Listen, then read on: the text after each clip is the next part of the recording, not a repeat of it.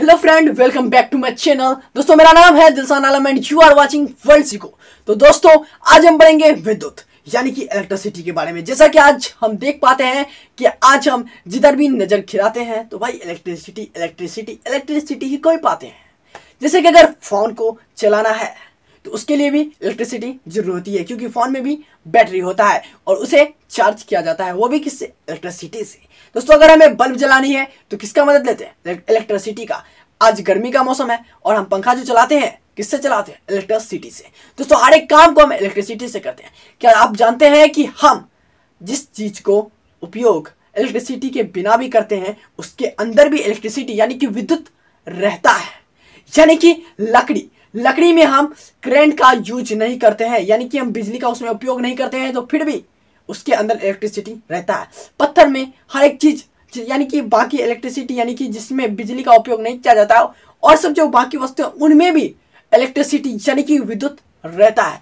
इसके लिए हम कुछ प्रयोग कर सकते हैं, जैसे कि अगर हम किसी वस्तु को एक दूसरे से टकराएंगे तो उनमें आवेश उत्पन्न होगा, जो कि एक इलेक्ट्रिसिटी का प्रमाण देता है।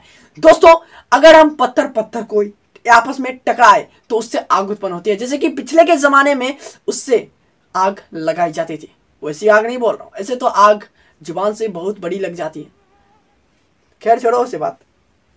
दोस्तों, जैसा कि मैंने आपको बताया कि वैसे वस्तुएं जिनमें बिजली का उपयोग किया जाता है उससे हटकर जितने सारे वस्तुएं हैं जिनमें बिजली का उपयोग नहीं किया जाता है, जैसे कि लकड़ी, टेबल, बेंच इत्यादि वगैरह वगैरह, ये सारी जो वस्तुएं हैं इसमें भी आवेश विद्युत इलेक्ट्रिसिटी रहता है। इसका प्रमाण भी है। दोस्तों, इसके अंदर भी इलेक्ट्रॉन और प्रोटॉन होते हैं। दोस्तों, आवेश जो होता है ना, वो हर एक वस्तु के अंदर होता है जो कि नियमित होता है। दोस्तों, आवेश को ना ही नष्ट किया जा सकता है ना ही निर्माण किया जा सकता है, यानी कि ये एक सुरक्षित रहता है। और दोस्तों, इसका जो मौलिक कण होता है इलेक्ट्रॉन और प्रोटॉन ही होता है। दोस्तों, हर एक आवेश का मौलिक कण इलेक्ट्रॉन और प्रोटॉन ही होता है। दोस्तों, आवेश दो प्रकार के होते हैं, एक होता है धन आवेश, एक होता है ऋण आवेश। दोस्तों, ये धन आवेश और ऋण आवेश क्या होता है? दोस्तों, जैसा कि मैंने आपको बताया कि आवेश का मौलिक कण दो होता है, जिसका नाम है इलेक्ट्रॉन एंड दूसरे का नाम है प्रोटॉन। दोस्तों, इलेक्ट्रॉन जो है ये अपनी कक्षा के बाहर में चक्कर लगाती रहती है। ये पढ़ने तो हमें केमिस्ट्री में मिलता है, लेकिन हम इसे फिजिक्स में भी बात करेंगे। दोस्तों, तो दूसरा है प्रोटॉन, जो कि हमारे नाभिक में कैद रहता है, हमारे नाभिक में नहीं, यानी कि जो कण होते हैं उनके केंद्र में, उनके जो केंद्र होते हैं उनमें प्रोटॉन एडजस्ट किया जाता है। दोस्तों, प्रोटॉन जो होता है वो बड़ी ही मजबूती से केंद्र में बंधा हुआ रहता है, लेकिन इलेक्ट्रॉन बड़ी ही कमजोर सा होता है। उसका यानी कि बंधन जो होता है वो बहुत कमजोर होता है, इसलिए वह स्थानांतरण करते रहता है, एक दूसरे से दूसरे जगह स्थानांतरण करते रहता है। आज हम जानेंगे कि आवेश की उत्पत्ति का कारण क्या है।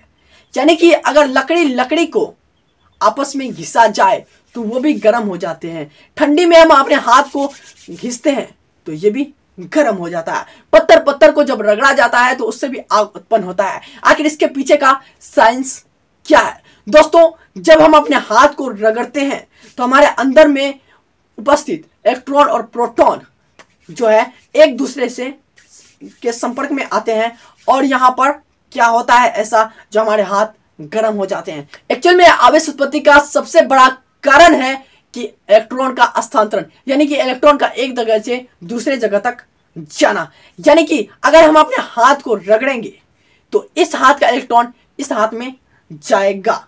वो कैसे? तो जैसे कि मैं आपको बता दूं कि प्रोटॉन जो होता है वो नाभिक में बड़ी मजबूती से बंधा होता है। जैसे कि मैंने पीछे भी आपको बता चुका हूं ये बात कि प्रोटॉन जो होता है ये नाभिक में बड़ी मजबूती से बंधा हुआ रहता है, लेकिन इलेक्ट्रॉन में बहुत ही कमजोर बंधन होता है, जिसके कारण इलेक्ट्रॉन एक जगह से दूसरी जगह स्थानांतरण करते रहते हैं। जब पत्थर को एक दूसरे से रगड़ा जाता है तब इलेक्ट्रॉन यानी कि जैसे कि मैं आपको एक प्रैक्टिकल करके दिखाता हूं कि पत्थर ए एंड पत्थर बी। दोस्तों, इसमें भी इलेक्ट्रॉन प्रोटॉन दोनों है, इसमें भी इलेक्ट्रॉन प्रोटॉन दोनों है, लेकिन आप ये ध्यान दीजिएगा कि हर एक वस्तु में इलेक्ट्रॉन और प्रोटॉन की संख्या प्रकृति से समान ही होती है। अगर इसमें 10 इलेक्ट्रॉन है तो प्रोटॉन की संख्या भी 10 होगी, अगर इसमें 11 इलेक्ट्रॉन है तो प्रोटॉन की संख्या भी 11 ही होगी। दोस्तों, इलेक्ट्रॉन और प्रोटॉन की संख्या बराबर ही होती है, हरदम ही बराबर ही होती है, प्रकृति का ये नियम है। दोस्तों, जब इलेक्ट्रॉन और प्रोटॉन बराबर होते हैं तो ये धन आवेशित और ऋण आवेशित कैसे हो जाता है? जब दो वस्तुओं को आपस में संपर्क में लाया जाता है तो इलेक्ट्रॉन का स्थानांतरण होता है। अगर ए पत्थर से इलेक्ट्रॉन इसके अंदर गया तो क्या होगा? इलेक्ट्रॉन इसके अंदर जैसे ही जाएगा इलेक्ट्रॉन की संख्या इस बी वाला पत्थर में अधिक होती जाएगी, जिसके कारण प्रोटॉन की संख्या कम हो जाएगी। जैसे कि हम लोग जानते हैं कि इलेक्ट्रॉन का जो सूचक माप होता है वो ऋणात्मक यानी कि माइनस का होता है। दोस्तों इलेक्ट्रॉन ऋणात्मक होता है जो कि प्रोटॉन धनात्मक होता है। दोस्तों इलेक्ट्रॉन ऋणात्मक होने के कारण जब बी पत्थर में इलेक्ट्रॉन की संख्या अधिक हो गई तो ये जो बी पत्थर था यह हमारा क्या हो गया? ऋण आवेशित। जैसा कि ए पत्थर में इलेक्ट्रॉन और प्रोटॉन बराबर था, लेकिन इलेक्ट्रॉन इस पत्थर में यानी कि बी पत्थर में जाने के बाद इसमें इलेक्ट्रॉन की संख्या घट गई और प्रोटॉन की संख्या ज्यादा होगी, तो ये इस पत्थर जो हुआ हमारा धन आवेशित हो गया। दोस्तों हम इस बात को अच्छे से जानने के लिए एक और प्रयोग करेंगे जिसका नाम होगा विद्युत आवेश का प्रभाव। दोस्तों इसको मापने के लिए हम दो गोला लेंगे, गोला नंबर ए एंड गोला नंबर बी। दोस्तों गोला नंबर ए में हमारा प्रोटॉन होगा और गोला नंबर बी में इलेक्ट्रॉन होगा। दोस्तों गोला नंबर ए में जो प्रोटॉन है वो उसकी संख्या 10 है और इलेक्ट्रॉन की संख्या भी 10 है। जैसे कि प्रकृति का नियम है कि इलेक्ट्रॉन और प्रोटॉन हमेशा सेम ही होता है। दोस्तों इलेक्ट्रॉन और प्रोटॉन हमेशा सेम होता है, ये प्रकृति का नियम है। लेकिन जब किसी वस्तु से इसका यानी कि आपस में संपर्क होता है, आकर्षण होता है, तो ये इलेक्ट्रॉन का चेंजिंग करता है, लेकिन प्रोटॉन सेम ही रहता है।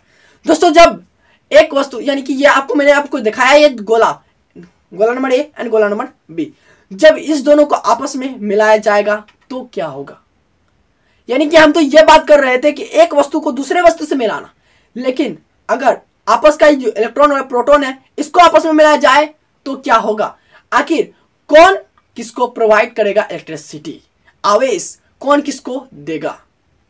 तो इसको जानने के लिए हम एक सरल सा नियम अपनाते हैं कि जैसे कि हम जानते हैं कि प्रोटॉन धन आवेशित है और इलेक्ट्रॉन ऋण आवेशित है, तो ऋण आवेशित जो है ये इधर उधर भटकता रहता है और जो प्रोटॉन हमारा है धन आवेशित ये एक जगह बॉडी में मजबूती से बंधा रहता है, मजबूती से बंधा है और इसके पास पावर भी है। प्लस का निशान देखते ही हम पता चल जाता है कि ये अधिक पावरफुल है, तो हम इसे रिच का मान्यता दे सकते हैं कि यानी कि यह अमीर है। और इलेक्ट्रिसिटी को हम कह सकते हैं, इलेक्ट्रॉन को कह सकते हैं कि ये गरीब है। प्रोटॉन अमीर है, इलेक्ट्रॉन गरीब है। हम इस मान्यता से लेकर चलते हैं तो आगे चल के हमें यह पता चलेगा कि अमीर ही गरीब को दान करेगा, यानी कि अभी के जमाने में तो नहीं करता है, लेकिन यहां हम जो फिजिक्स में आते हैं तो इस मान्यता से चलते हैं, इसे मान के हम सपोज करके चल रहे हैं कि अमीर ही गरीब को दान करेगा। लेकिन सच क्या है? सच तो यह है कि गरीब अमीर को दान करेगा। वो कैसे? दोस्तों मैंने आपको बताया कि प्रोटॉन का जो शेप होता है वो केंद्रक में एक जगह नाभिक में जो है ये बंधा हुआ रहता है बड़ी मजबूती से। ये किसी को कुछ प्रोवाइड नहीं कर सकता, ये अपनी संख्या को खुद में निश्चित रखता है, ये कभी बदलता नहीं है। जैसा कि इलेक्ट्रॉन हर जगह जाता रहता है, यानी कि इधर उधर भटकते रहता है, लफा लफंगर है हमारे गांव लुच्चे का, यही इलेक्ट्रॉन ही है। तो दोस्तों ये जो इलेक्ट्रॉन है ये इधर उधर भटकता रहता है। जब ये आखिर होता क्या? देखिए इलेक्ट्रॉन अगर प्रोटॉन के पास जाएगा तो पावर किसकी बढ़ेगी? प्रोटॉन की बढ़ेगी। प्रोटॉन की जब पावर बढ़ेगी तो अगले वाला जो बंदा है उसे ये कुछ देगा। दोस्तों जैसे कि सपोज कीजिए कि पॉलिटिक्स है यहाँ पे, जैसे कि हमारे देश का भी प्रधानमंत्री है श्री नरेंद्र दामोदर दास मोदी। दोस्तों आप बताइए कि वो जो रोड बनाते हैं या फिर हमारे देश में इतनी सारी सेवा लागू होती है तो उसके पास पैसा आता कहां से? एक्चुअल में वो हमें पैसा नहीं देते बल्कि हम उसे पैसा देते हैं, यानी कि हमारा हम जो काम करते हैं उससे हम उसको टैक्स देते हैं, जिसके कारण उसके पास पैसा आता है, जिससे वो हमें स्कूल में या ही अस्पताल में, सड़क पे या फिर फलाना ढिमकाना हर एक काम में हमारी सहायता सरकार करती है। तो दोस्तों यानी कि हम ही उसे पैसा देते हैं, हम उससे पैसा देते हैं वो और उसी पैसा से वो हमारी सेवा करते हैं। जस्ट ऐसा ही होता है कि इलेक्ट्रॉन जो होता है, इलेक्ट्रॉन अपना पावर प्रोटॉन को देता है और प्रोटॉन के पास जब ज्यादा पावर हो जाती है तो वह इलेक्ट्रॉन का सेवा करता है। तो दोस्तों जब नॉर्मली देखा जाता है तो पता चलता है कि प्रोटॉन ही इलेक्ट्रॉन को प्रभावित कर रही है आवेश, लेकिन असल में ऐसा कुछ नहीं होता है। असल में होता है क्या है, इलेक्ट्रॉन अपना जो पावर होती है वो प्रोटॉन को देता है और प्रोटॉन उससे अधिक ताकतवर हो जाता है, जिसके कारण वो इसकी सेवा करते हैं। जैसे कि मैंने आपको बहुत सारे एग्जाम्पल भी दिए हैं। दोस्तों आवेश जो होता है वो इलेक्ट्रॉन के ही स्थानांतरण से बनता है। दोस्तों इलेक्ट्रॉन के स्थानांतरण से ही आवेश बनता है। जब हम पत्थर पत्थर को टकराते हैं तो आग लगती है। कारण ये होता है कि जब पत्थर पत्थर को टकराते हैं तो एक पत्थर का इलेक्ट्रॉन दूसरे पत्थर में जाता है और उसके इलेक्ट्रॉन की संख्या बढ़ जाती है, जिससे वह आवेशित हो जाती है और इसके कारण उसमें आवेश जब उत्पन्न होती है तो आग ज्यादा गर्माहट उत्पन्न होती है और आग उत्पन्न हो जाती है। दोस्तों आवेश को क्यू से सूचित किया जाता है और इसका जो एसआई मात्रक है वो कूलम्ब या कूलोम होता है। कूलम्ब या कूलोम, कहीं कहीं कूलम्ब लिखा रहता है, कहीं कहीं कूलोम लिखा रहता है। आप दोनों में से किसी को भी यूज कर सकते हैं। दोस्तों एक इलेक्ट्रॉन में 1.6 गुना 10⁻⁻19 ऋण आवेश रहता है। दोस्तों अब आता है अगला हमारा विद्युत धारा यानी कि इलेक्ट्रिक करंट। दोस्तों किसी भी चालक में जो आवेश प्रभावित होता है उसी के दर को विद्युत धारा कहते हैं, यानी कि किसी चालक में आवेश के प्रभाव की दर को विद्युत धारा कहते हैं। दोस्तों विद्युत धारा को I से सूचित किया जाता है। दोस्तों अगर विद्युत धारा t सेकेंड में उसका आवेश की मात्रा q रहेगा तो I बराबर q/t रहेगा। अगर हम इसे q के शेप में ले तो यानी कि आवेश बराबर ले तो I × t होगा, यानी I गुना t होगा। दोस्तों विद्युत धारा का SI मात्रक एम्पियर होता है जिसे कि A मीटर में मापा जाता है। सो फ्रेंड वीडियो कुछ ज्यादा ही लंबी हो गई है। दोस्तों आज के लिए बस इतना ही। आगे की बातें हम अगले वीडियो में जानेंगे। तो जा कहां रहे भाई, अगर वीडियो अच्छी लगे तो वीडियो को ज्यादा से ज्यादा लाइक करें एंड चैनल को सब्सक्राइब करें। अगर वीडियो ज्यादा अच्छी लगी है तो हमें इंस्टाग्राम पे जरूर फॉलो करें। तो दोस्तों हमारे इंस्टाग्राम का नाम है किलर दिलसान।